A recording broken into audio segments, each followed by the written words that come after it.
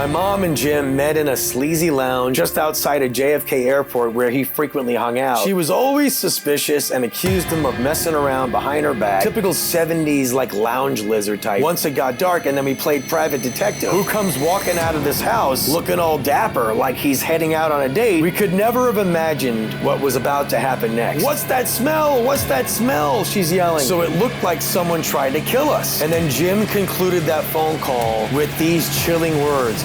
There is an unwritten code in Brooklyn. You don't tell anyone else's stories, and you don't talk about anyone else's business. Every story I tell is mine. Locations, names, and specific details have all been changed to honor that code. This is Brooklyn Files, the real stories.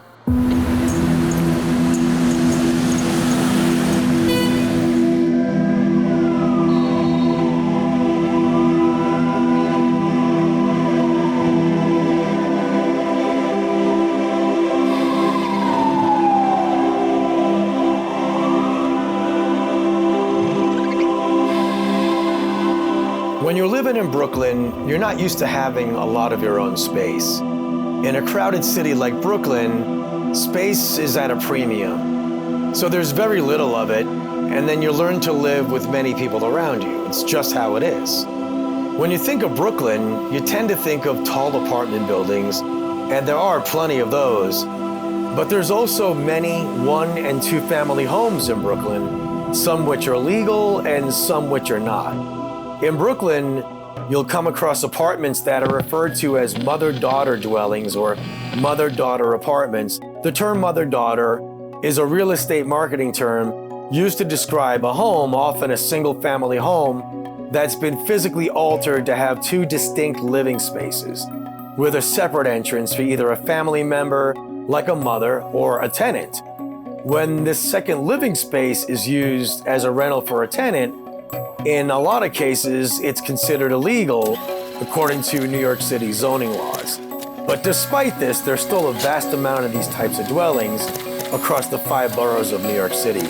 Illegal conversions, they're widely seen as a major housing phenomenon in New York City. So as I was growing up in Brooklyn, it was pretty common for us to be renting one of these illegal downstairs units. Of course, we didn't know it at the time. The rent for these units tended to be a little cheaper than others. And I guess the secret understanding was you don't report us to the authorities and we'll allow you to rent this converted apartment for a little bit of a discount. So being on a budget, my mom would always be attracted to these types of units. One of the most distinctive things about these converted apartments was that there would be a staircase that would go from the downstairs unit to the upstairs. Oftentimes there was a door to the stairway that you could lock from one side or the other. Sometimes you could lock it from both sides, but you were basically living in an apartment that was somebody's converted basement that they could access from their home upstairs if they wanted to. So you always felt like you had this limited privacy in this type of setting. So at the time, I was around 8 years old. It was 1977. We were renting one of these converted apartments downstairs from a divorced woman. She had 2 kids. The kids were about my age. It was a son and a daughter. And we all got along and we played together sometimes. Sometimes we fought too. In fact, my mother was friends with the woman that we rented from. She'd met this woman through a friend group of hers, and hence why we found out about this rental when we needed a place to live. So my mother was basically renting from a friend of hers, and this woman upstairs was an attractive lady. She was around my mother's age. Her name was Michelle. Michelle and my mom would sometimes go out on Saturday nights, and then my grandparents would watch my brother and I when they did that. And this was somewhat of a regular occurrence. Now, in the meantime, my mother had a boyfriend. This boyfriend wasn't just a short-term thing either. Like, this man was in my mother's life, all of our lives, for a very long span of time collectively. If memory serves me correctly, my mom was dating Jim for about 12 or 13 years. Jim was a very unique individual, to put it lightly. Jim was kind of an enigma, if you will. In all the years that my mom dated Jim, she never actually knew what he did for a living. We always speculated. Jim lived in Staten Island, about 25 minutes from where we lived in Brooklyn. So he wasn't too far but he didn't come from the neighborhood, basically. Occasionally, we would go to Jim's house, spend the night, have barbecues. Jim had an only child, a son, and we would play with Jim's son whenever his dad brought him around. The thing with my mom and Jim was, it was always very complicated between those two. They would fight like cats and dogs, and all throughout my childhood, I would wonder why they would even keep dating. It just didn't make sense to me. They always seemed to get into arguments about the littlest things, and it seemed so exhausting. Something would inevitably trigger an argument, and I would go to my room and close the door, and then I would hear them yelling at each other from the next room. It was miserable. Jim was just a negative guy too, generally. Always had this negative comment about the news or politics. It was a very unhealthy relationship between those two. Despite that, Jim wasn't a bad guy. He always seemed to have good intentions. In fact, because my mom was always strapped for money and we were low income, Jim would provide meals by bringing certain staple groceries. And he would bring the meat and other things for dinner, the big chicken or whatever it was. And then my mom would cook. Sometimes he would bring dessert, order a pizza, bring fast food. He was always providing in a way that a boyfriend wasn't obligated to do so. And that was always awesome. That was always appreciated. Among the many reasons my mom and Jim would fight was my mom was very jealous.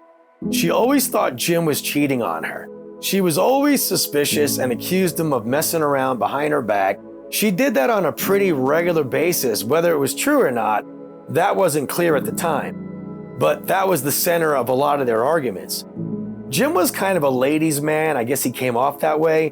When he met my mom, he handed her a business card with his phone number on it, if that gives you an idea of the type of guy he was. So I guess he was kind of a player, typical 70s lounge lizard type.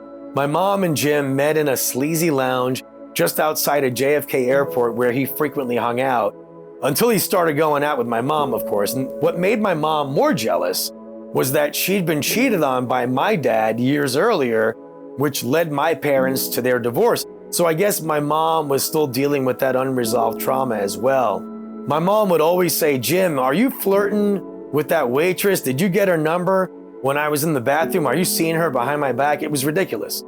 This would be the topic of conversation pretty much any time we left the house. Even as a kid, I dreaded it. And I could see why Jim was pretty exhausted by this too. It got to the point where my mom started accusing Jim of having an affair with the landlady upstairs, Michelle. Even though Michelle was friends with my mom would always accuse Jim of acting as if he was going home at night, maybe parking the car around the corner, that was her theory, and then he was going upstairs to her place to carry out this affair. It sounded crazy at the time. I don't think anyone believed that was actually happening. To give you an idea of how extremely jealous my mother was, so my mom at the time didn't own a car, so we took a bus to a car rental place just a few miles from our house in Brooklyn, and my mom rented a car for about 3 days, a Friday to a Sunday. And because we didn't own a car, driving around in this rental for those few days, it made me feel like the king of the road. It was special. It was such a cool feeling. But there was a specific reason my mom had rented this car. So for 3 nights in a row, and I kid you not, we drove all the way to Staten Island, parked outside of Jim's house once it got dark, and then we played private detective. We staked out outside his house so my mom could see if he would leave and go somewhere to cheat on her. And I guess that weekend, Jim said he wasn't feeling good and said he was going to stay home that whole weekend. So my mom got really suspicious, and that was when she decided to park outside of his house to see if he was lying and if he would actually leave his house to go on a date. So this one night, we're parked outside of Jim's house, halfway up the block, positioned to where we could see his house, but he wouldn't be able to recognize us because of the rental car. So my mom had us sit in the back seat, duck down so we wouldn't cause any suspicious neighbors to question our presence, and we would just sit there and listen to the radio for hours, waiting for Jim to emerge from his house. I remember as a kid even thinking this was very crazy that we were doing this, but I just went along with it. I didn't really have a choice. So this one night, we're sitting there, it's late, around 8:30 on a Saturday night, it's dark, and who comes walking out of this house looking all dapper like he's heading out on a date But of course, it's Jim. It started to look like my mom wasn't all that crazy. Maybe she was onto something after all. He gets in his car, drives past us, we all duck down, we make a U-turn, we start following him, but my mother gave him a little leeway so he wouldn't see us following him. She stayed back around a block or so as he drove, and she's losing her mind at this point, screaming, cursing. So far, it was looking as if Jim was very guilty. Next thing you know, he turns the corner, he loses us. My mom was afraid to go through the red light because there was a cop right there sitting on the corner. She was just stuck at this light, and we lost him, and that was it. And I'm pretty sure my mom confronted him like the next day or so, the next morning, to tell him that she saw him leaving the house. Of course, that didn't go over well. So they had another fight, and he was pissed that she followed him. He somehow wiggled out of it, saying he had to run to the store for something or whatever. But after that night, I thought that maybe my mom wasn't that crazy when it came to accusing him of playing around, but we could never have imagined what was about to happen next. A few weeks later, we're all sleeping, and I remember tossing and turning in bed, having a dream that I was smelling something like rotten eggs. Like, did you ever have a dream and you kind of morph it into what's actually going on around you? So that was kind of what was happening, and I'm sleeping and I'm tossing and I'm waking up feeling as if I'm smelling something very vile and my stomach's kind of hurting, like this sulfuric smell I'm smelling, to the point where it actually woke me up out of my sleep. And then I remember feeling startled over the fact that the smell was actually all around me, like it was real. And it wasn't a dream, like I was really smelling this terrible smell. Right about then, I started to stumble towards the door of my bedroom, like I was getting lightheaded. And as I did that, I could hear my mom yelling suddenly from her bedroom, and she's like, what's that smell? What's that smell? She's yelling. And I quickly realized that it was the very strong smell of natural gas.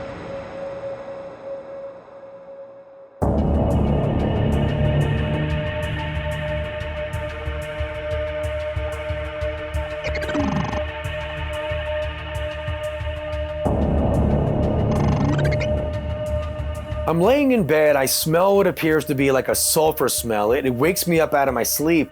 When I jump out of bed, and as I'm doing that, I look at the clock, I notice it's around 2:45 a.m. I start to hear my mother yelling from the next room, like, "What's that smell? What's that smell?" As I started to make my way towards the kitchen, the smell starts to get stronger, and you could actually hear the stove turned on, like that hissing sound, and there's the sound of gas pouring out. My initial thought was like, who the hell did this? Like, how did this happen? It was like on full blast. So it wasn't like we left it on by accident. And I'm like, who turned on this stove when we were sleeping? Like, it definitely wasn't something that we would have done. If so, we would have smelled it a lot sooner. My estimate is that we went to bed around 11 o'clock that night. So it was like 3 hours, 45 minutes that the gas would have been running if we would have done it. And again, it was on full blast, but I feel like we would have woken up a lot sooner had it been done by accident. So I was like highly suspicious. We all were.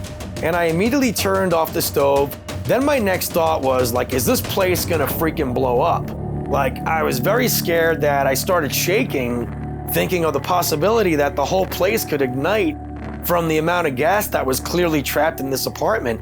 Now remember, this was 1977, and the gas that was being supplied by Brooklyn Union Gas at the time, it would have been a mixture of natural gas and something called synthetic natural gas, which is like 95% methane. It's a mixture that would have been effective in causing death by what they call simple asphyxiation. So while methane itself is non-toxic, it acts as a simple asphyxiant, as they refer to it, and that's by displacing the air's oxygen. So in a confined space, a leak could reduce the oxygen level to below what is needed to stay alive in it. So this could have easily led to the loss of consciousness and then eventually death by suffocation. A lot of people die that way. So it looked like someone tried to kill us. To think we would have kept sleeping right through that situation and we never would have woken up, I mean, it's incredible. The thought was terrifying. This feeling of being vulnerable, like who would try to kill us? That question kept going on through my mind. My mom immediately had her suspicions. It was just moments after we discovered the gas turned on and then we turned it off that she just blurts out the name. She says, Michelle. Hearing that name gave me the chills because I immediately remembered always hearing my mom accuse Jim of sneaking around with the woman upstairs. Like, was she right? Was this happening? Or was she just being paranoid again and accusing her friend, the woman upstairs, of trying to kill us? I mean, it sounds crazy, but something happened. So I asked my mom if she was going to call the police. She said no, simply because we really didn't have any evidence that it wasn't a mistake. And what could we tell the police? A couple of days go by. My mom mentioned it to Jim, but she didn't mention that she thought it was Michelle upstairs. She just said that we were awakened by the smell of gas.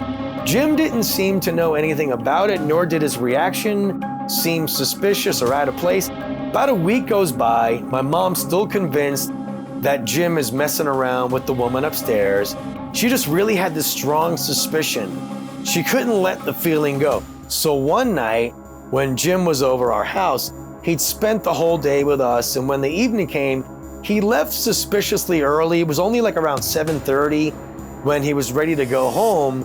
Most of the time when Jim had spent the day with us, like he would stay till around 9:45, 10 o'clock, 10:30 or so. So my mom thought that was weird that he wanted to leave so early. It was kind of not like him. So Jim leaves, he goes out to his car, he drives away. My mother then grabs her coat, walks down the street. She stood out there for like 15 minutes or so, smoking her cigarettes and waiting to see if he came back. She just had this like feeling that maybe he would return to go upstairs.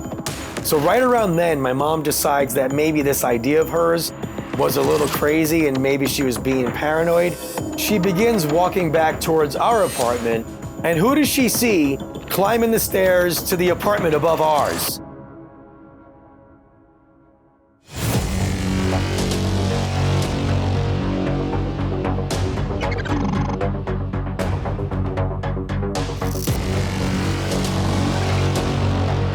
My mom was staking out in front of our apartment, up the corner, to see if Jim would come back to visit the woman upstairs. And sure enough, she catches him walking up the stairs. Apparently, he'd parked the car around the block, waited about 15 minutes, came up from the opposite direction, didn't expect my mother to be outside, of course, and then he was cold busted. Of course, seeing this, my mom loses her mind. All of her suspicions were true. My mom wasn't crazy after all. Like, don't forget, we did see him leave his house that one night when we were watching him from the rental car, and now this. It looked like my mom was dating a pure cheater, a two-timer, and now she had the evidence. She, of course, flipped out on him, broke up with him on the spot, loses it on him. He tried to deny everything, saying he was there to help fix something or some nonsense. But it was obvious the rat was running around on my mother, behind her back, and messing around with the woman upstairs, no less. And who knows if that was the only woman he was messing with. There was probably others. So at this point, I'm starting to believe everything that my mother had said, including the fact that my mom thought it was Michelle from upstairs that tried to kill us a week prior by turning on the gas. Don't forget, Michelle lives in the apartment upstairs, and there's a staircase and door that goes from her apartment down to ours. So if she were quiet enough, in the middle of the night, she could easily come down, turn on the stove, and then leave without being detected. And of course, the whole thing would look like an accident. Could we prove it? Of course not. What was her motive? Perhaps to have Jim all to herself. We could only guess. It was about a week later, Jim calls my mom, and he confesses to the whole affair, and he apologizes. My mother didn't take him back, nor was he asking to be taken back, but he was mainly calling to warn my mother how dangerous he thought Michelle was. So a couple of days after my mom caught Jim sneaking up to Michelle, she professed how obsessed she was with him. She said stuff like, "Now I have you all to myself," and this and that, and that she didn't want anybody coming between the two of them, to the point where she said that she would do just about anything. She said she'd even kill somebody if they got between Jim and her. He got freaked out by that, and he called my mom to basically warn her that he thought Michelle was dangerous and that she could potentially do something. Apparently, Jim broke up with her when he realized like she was just obsessive and crazy over him. We could never prove that it was her who tried to kill us that night, but we didn't want to take any chances. And then Jim concluded that phone call with these chilling words. He said, "Be careful. She had a look of murder in her eyes the night I broke up with her." So my mom went out and hired a locksmith to come and put a lock on that door, separating our apartment from hers upstairs. And then a month later, we just moved out. We couldn't get out of there fast enough.